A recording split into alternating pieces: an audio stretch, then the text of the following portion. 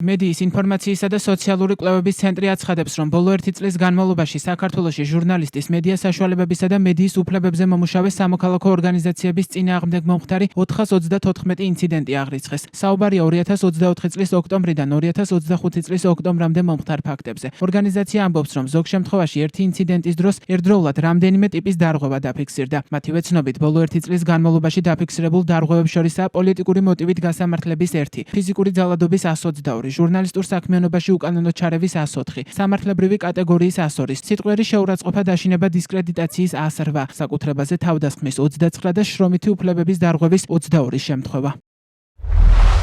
საქართველოში მედია გარემო კრიტიკულ მდგომარეობაშია. ბოლო 1 წლის განმავლობაში დამოუკიდებელი ჟურნალისტებისა და მედიების წინააღმდეგ განხორციელდა ისეთი ტიპის დარღვევები, როგორებიცაა ფიზიკური ძალადობა, უკანონო დაკავება და პატიმრება, დაკითხვა, გადაღების აკრძალვა, ადმინისტრაციულ შენობებში არ შეშვება, უკანონო ჯარიმები, სიტყვიერი შეურაცხყოფა, მუქარა და სხვა. მიუხედავად ასეთი მასშტაბური პრობლემისა, არც ერთი თავდამსხმელი, მათ შორის საჯაროდ იდენტიფიცირებული პირები პასუხისგებაში მიცემულები არ არიან. მიმდინარე წლის 6 აგვისტოს გამოცემების ბათუმელებისა და ნეტგაზეთის დამფუძნებელს მზია ამაღლობელს 2 წლიანი პატიმრობა მიესაჯა. ადგილობრივი და საერთაშორისო ორგანიზაციები მიიჩნევენ, რომ მზია ამაღლობელი პოლიტიკური მოტივით არის გასამართლებული და მის დაუყოვნებლივ გათავისუფლებას ითხოვენ. პარალელურად დამოუკიდებელი მედია და მედიის უფლებებზე მომუშავე სამოქალაქო სექტორის წარმომადგენლები რეპრესიული კანონმდებლობის სამიზნე გახდნენ. ქართული ოცნების პარლამენტმა მიიღო არაერთი კანონი თუ ცვლილებები არსებულ კანონმდებლობაში, რომელიც ეგზისტენციალურ საფრთხეს წარმოადგენს დამოუკიდებელი მედიისა თუ სამოქალაქო სექტორისთვის.